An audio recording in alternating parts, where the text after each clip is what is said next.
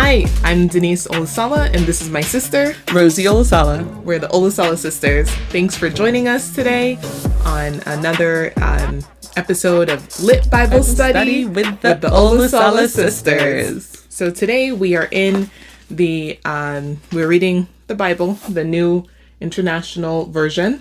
We're in the Old Testament, and we're going to be reading Joshua 2, verses 1 through 24, and then finishing the story in Joshua 6, verses 22 to 25.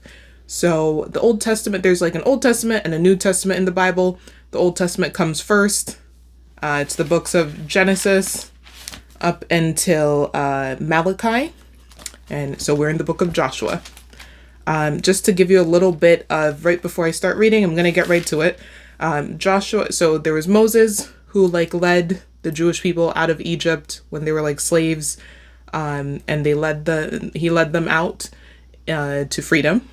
And then eventually he dies, but someone takes over for him, and that person is Joshua. So now we're in the book of Joshua talking about stories when he's there. Let's get into it, shall we? Yes. Okay, here we go. Joshua 2, verses 1 through 24. It's heading Rahab and the Spies. Then Joshua, son of Nun, secretly sent 2 spies from Shittim. "Go look over the land," he said, "especially Jericho." So they went and entered the house of a prostitute named Rahab and stayed there. The king of Jericho was told, "Look, some of the Israelites have come here tonight to spy out the land." So the king of Jericho sent this message to Rahab: "Bring out the men who came to you and entered your house, because they have come to spy out the whole land." But the woman had taken the 2 men and hidden them. She said, "Yes, the men came to me, but I did not know where they had come from. At dusk, when it was time to close the city gate, the men left. I don't know which way they went. Go after them quickly. You may catch up with them." But she had taken them up to the roof and hidden them under the stalks of flax she had laid out on the roof. So the men set out in pursuit of the spies on the road that leads to the fords of the Jordan. And as soon as the pursuers had gone out, the gate was shut. Before the spies lay down for the night, she went up to the roof and said to them, "I know that the Lord has given this land to you, and that a great fear of you has fallen on us, so that all who live in this country are melting in fear because of you. We have heard how the Lord dried up the water of the Red Sea for you when you came out of Egypt, and what you did to Sihon and Og, the 2 kings of the Amorites east of the Jordan, whom you completely destroyed. When we heard of it, our hearts melted and everyone's courage failed because of you. For the Lord your God is God in heaven above and on the earth below. Now then, please swear to me by the Lord that you will show kindness to my family because I have shown kindness to you. Give me a sure sign that you will spare the lives of my father and mother, my brothers and sisters, and all who belong to them, and that you will save us from death." "Our lives for your lives," the men assured her. "If you don't tell what we are doing, we will treat you kindly and faithfully when the Lord gives us the land." So she let them down in a rope through the window, for the house she lived in was part of the city wall. Now she had said to them, "Go to the hill so the pursuers will not find you. Hide yourselves there 3 days until they return, and then go on your way." The men said to her, "This oath you made us swear will not be binding on us unless when we enter the land you have tied this scarlet cord in the window through which you let us down, and unless you have brought your father and mother, your brothers, and all your family into your house. If anyone goes outside your house into the street, his blood will be on his own head. We will not be responsible. As for anyone who is in the house with you, his blood will be on our head if a hand is laid on him.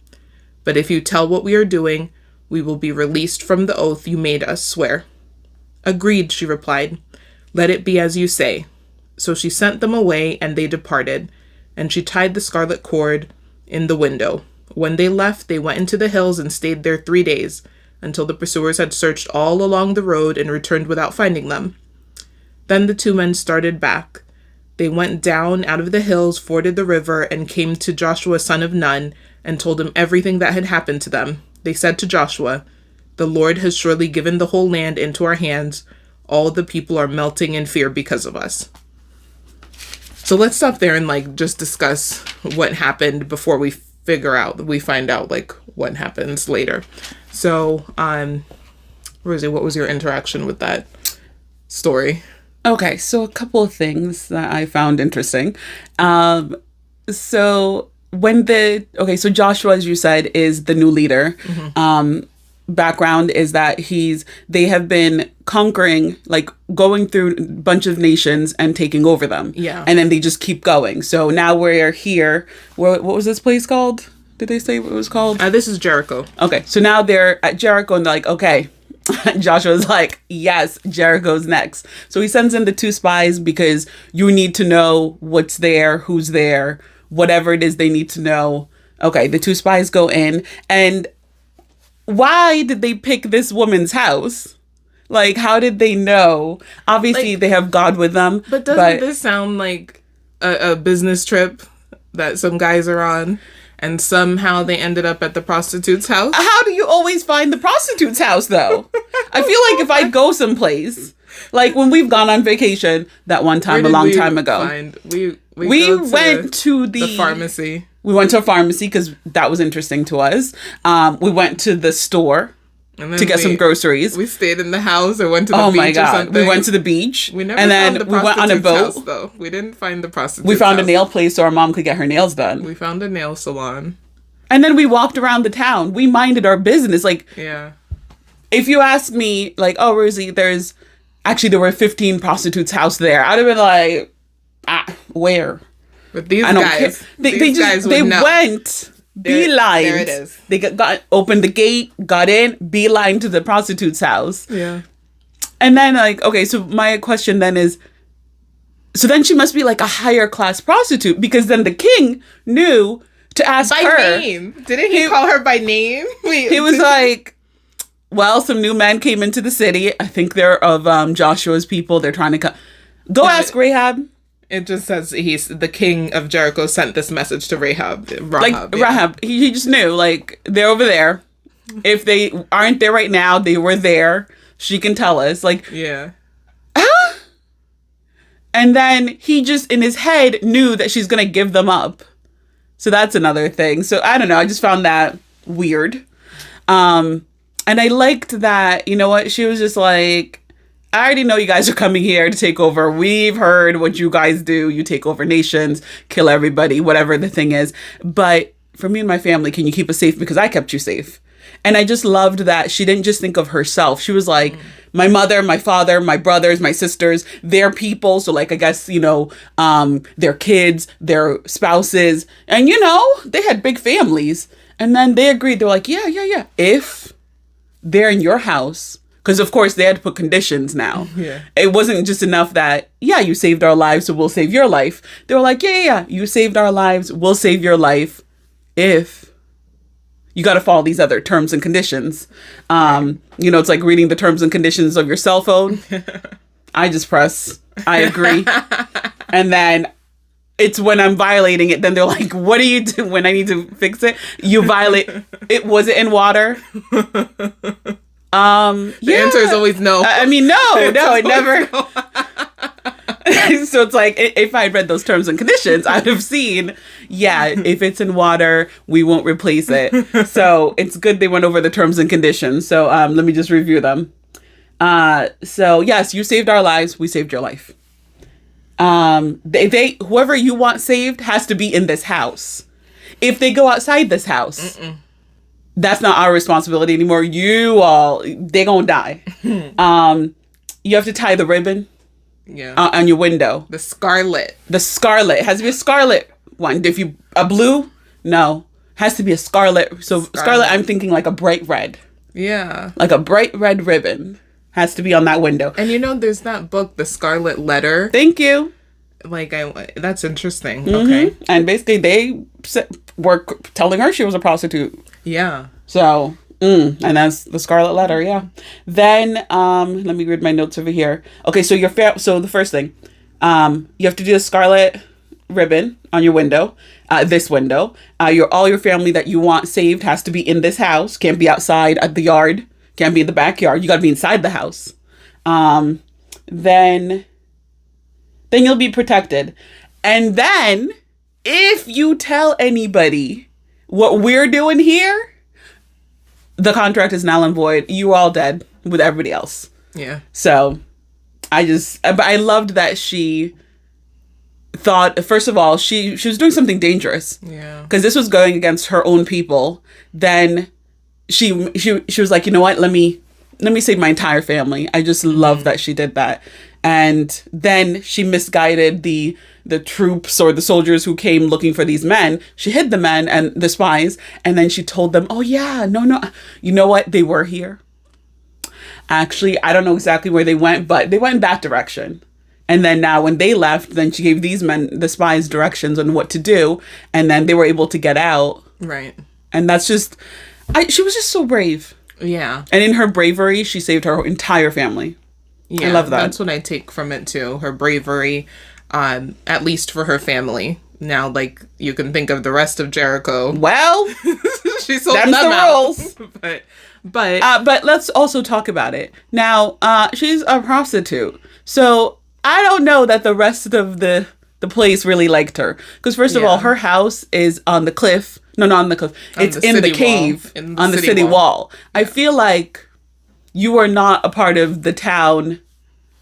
You know how they treat prostitutes. Like, so I think that's one thing that I like of the story is that maybe we don't know exactly. So it's very possible her family loved her, was proud of her, were cool with her being a prostitute. It's all good. It doesn't say.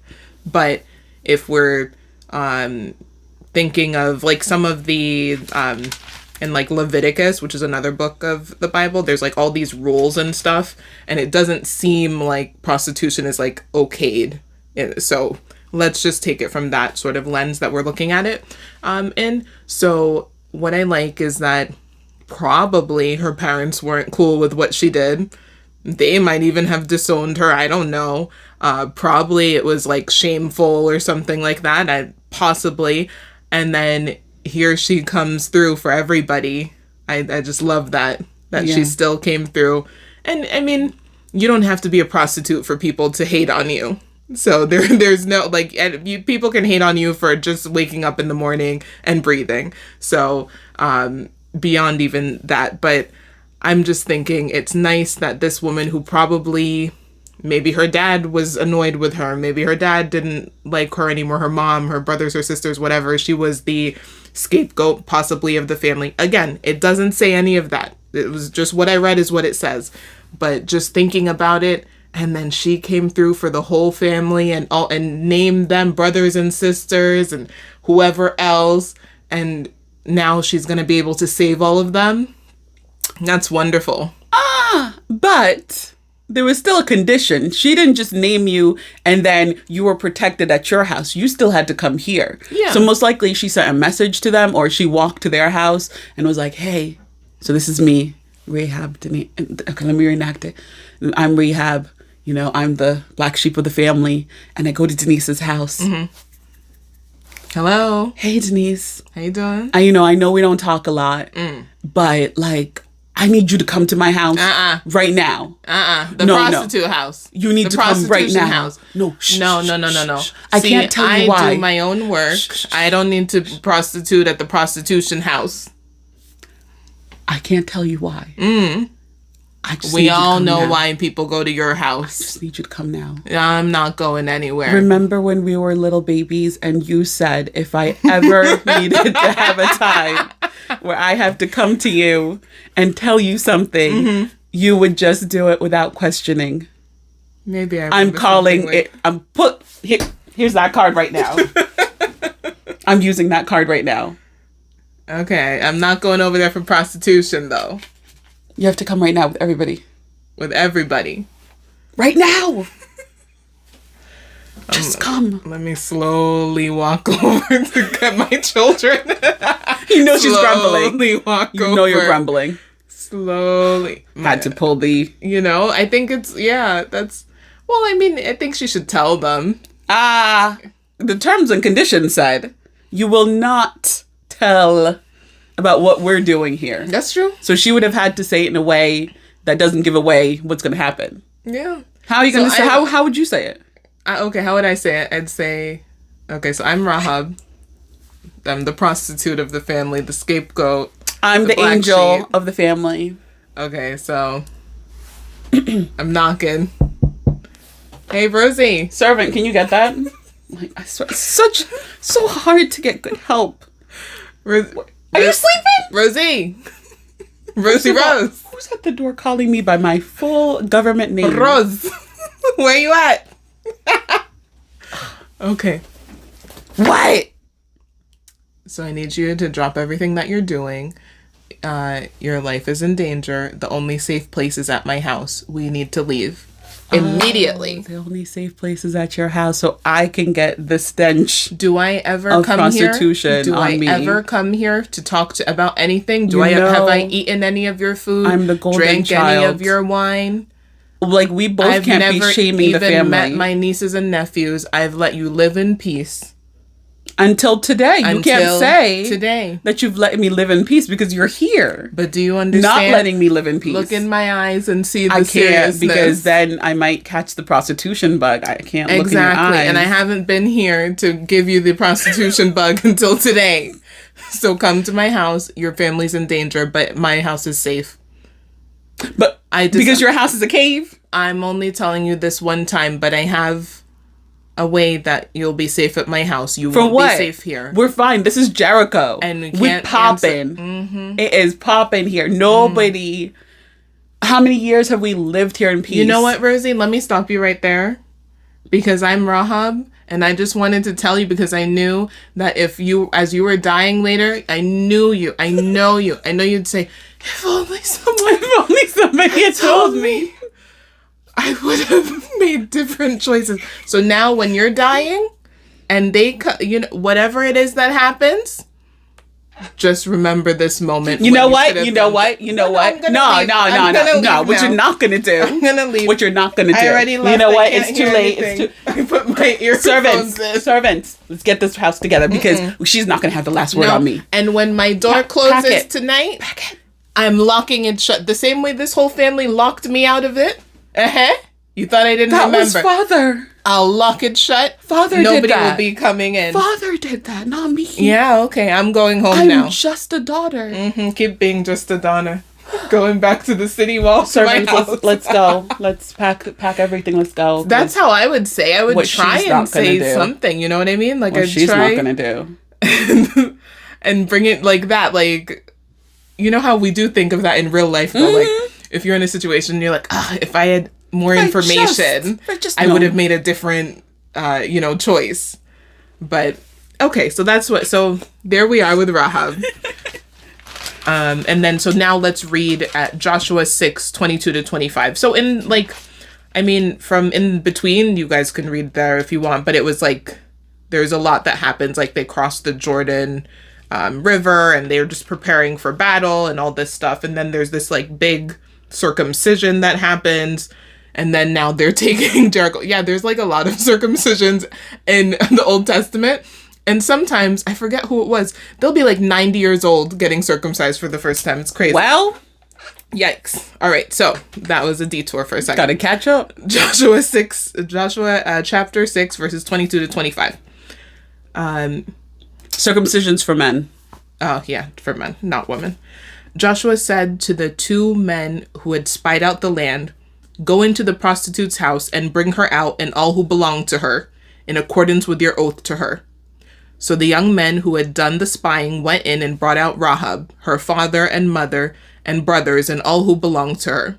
They brought out her entire family and put them in a place outside the camp of Israel. Then they burned the whole city and everything in it, but they put the silver and gold and the articles of bronze and iron into the treasury of the Lord's house. But Joshua spared Rahab the prostitute, with her family and all who belonged to her, because she hid the men Joshua had sent as spies to Jericho, and she lives among the Israelites to this day. There you go. It's a happy ending for Rahab. And her family. Rahab and her family. So they kept she kept her part, they kept their part. So that's solid. And they watched. First of all, just picture it. So you put the scarlet thing. You didn't tell anybody. Your family thank God her family came in and they stayed here. Her Just mother imagine the and her father. conversations. Because, you know, it doesn't mean that, okay, the spies left, they waited 3 days and they left to go to meet Joshua. It doesn't mean that, and the fourth day they invaded. No, it was some time between. So I can just imagine her parents are there, and you know how parents get. Her siblings are there, and they're just like, "What? You made us come here? Okay, where's this big thing that's gonna happen?" So like, it could have been days, and then nothing's happening. So just trying to keep everybody in this house, like that must have taken her a lot. Like, but then now after, when it really happens and they're taken out of the house, first of all, getting taken out of the house, it doesn't mean that they would necessarily keep what they said. They might have been taking you out of the house to now slaughter you first. And then like when the whole city is being taken over, and then they took Rahab and everybody somewhere out here. You know how they love people. I'd be suspicious still. Like, yep, Rahab wanted to kill us. And then now that would be, you're saying that's her parents. Yeah, and parents and siblings are like, look, she made us stay in this house. Yeah. Now here we, Rahab, really? Yeah. Really? I wanted to die at my house. And then, so just imagining that, and then they go off someplace, and then now they're watching their entire city burn. Ooh. Your friends. And you know what? You know what's going on? And Rahab's looking like this. I don't know. Who's she looking at that? Who's she looking at? Who they? You see them flames? You know what's happening? Exactly what I said would happen. Saving all your lives. That's Rahab. Outside of Jericho. So I feel like this is one of the many moments where somebody's like, I told you so. See, I wouldn't even say, I'd just look. And then I'd look, and as the whole city's burning, I'd look at my family. And then we'd just be fine. And just be like, and then, yeah, you guys are looking back, and you don't know what's going on, and you know, whatever. Our best life. And then you know what I'd say? You're welcome. I don't know why. And then I'd go, before you start all that. Why are you saying you're welcome? Why are you saying you're welcome? You're welcome. What are you saying you're welcome for? Papa, you're welcome. What is she saying you're welcome for? Welcome. Nieces and nephews. I don't know why. You're welcome. So weird. You know, she's so weird. You're welcome. I don't know why she's saying you're welcome. I don't know why. Because, like, our whole home is just burned. It is that. How traumatizing, though, to see your whole city burn. Like, because their houses are in there, you know, too. And they're friends. Everybody. So everybody they know. And then just the fact that then now it'll probably hit them that, wait, I almost didn't listen to Rahab. You know, Dad was pulling his Mom had to be like, just come, let's go. Let's support our daughter. Just this one time. You know what? Let's go. Let's go with Rahab. No, I don't have a daughter. No. Hee ha, no. Like, stubborn mule. Like, come on, buddy. But he went. Mama went. Again, this is not what we read is what's here. We're just thinking more about the scriptures, but wow. Yeah. So I really enjoy that story. I like that it's a woman, you know, in it. And then get into, so one of the things, just about the wording a little bit. So when Rahab actually talked to the spies, she said, spare the lives of my father and mother, my brothers and sisters. So she says brothers and sisters, and then she says, and all who belong to them. So then, but nobody ever says sisters again.